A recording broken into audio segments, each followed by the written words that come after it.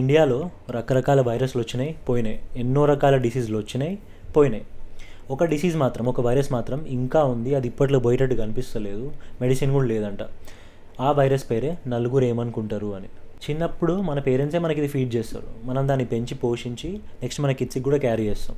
ఒక మనిషి పుట్టిన దగ్గర నుంచి ఆడు ఎలా నడవాలి, ఎలా తినాలి, ఎలా పడుకోవాలి, ఏ స్కూల్లో జాయిన్ అవ్వాలి, ఏం చదవాలి, ఏ జాబ్ చేయాలి, ఎవరిని పెళ్లి చేసుకోవాలి, ఎలా బతకాలి, ఎలా సావాలి, ఆడికి పాడగట్టేంత వరకు వీటన్నిటి గురించి నలుగురు ఎప్పుడు ఏదో అనుకుంటారని చెప్పి ముందే నువ్వు అనేసుకొని నిన్ను నువ్వు పక్కన పెట్టేసుకొని అవతల కోసం లైఫ్ లీడ్ చేస్తున్నావు. ఫస్ట్ అండ్ ఫార్మోస్ట్ థింగ్, నువ్వు ఎలాగో హ్యాపీ లేవు. పోనా నలుగురన్నా హ్యాపీగా ఉన్నారా? ఎప్పుడన్నా అడిగినావా వాళ్ళు ఎక్కడ ఉంటారో తెలుసా, వాళ్ళు ఎట్లుంటారో తెలుసా? You'll never find them because those fucking demons are in your head.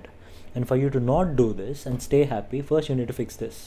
All the greatest people ever lived on this planet got served with this bullshit, and all they did, which you couldn't do yet, is walked away and ignored it.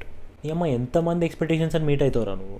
జనాల ఒపీనియన్కి ఎండే లేదు. Height తక్కువ ఉంటే పొట్టుడు అంటారు, పొడుగుంటే తాడి చెట్టు అంటారు, తెల్లగుంటే పంది అంటారు, నల్లగుంటే కర్రుడు అంటారు. ఎప్పుడు ఏదో ఒకటి ఎవడో ఒకటి అంటనే ఉంటాడు. అండ్ పక్కన గురించి ఆలోచించి నువ్వు లైఫ్ లీడ్ చేస్తే మాత్రం on your on your last day of your life all you have is regrets. ఇట్లా చేసేది కాకుండా అది చేసేది ఉండే, నాకు ఇది చేయాలని ఉంది, యుల్ జస్ట్ హ్యావ్ దాట్.